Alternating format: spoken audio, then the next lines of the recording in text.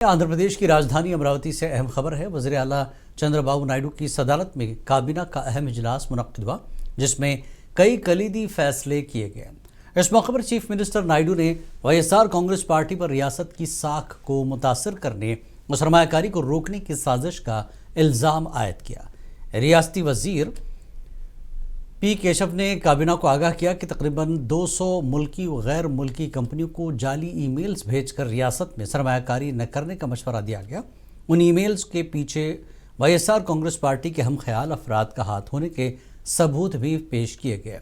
इस पर रद्दमल ज़ाहिर करते हुए वज़ीर आला चंद्रबाबू नायडू ने कहा कि एक संगीन मसला है।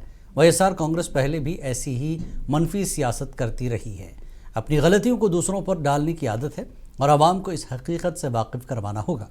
वज़ीर आला ने जोर देकर कहा कि रियासत की तरक्की में रुकावट किसी सूरत बर्दाश्त नहीं की जाएगी।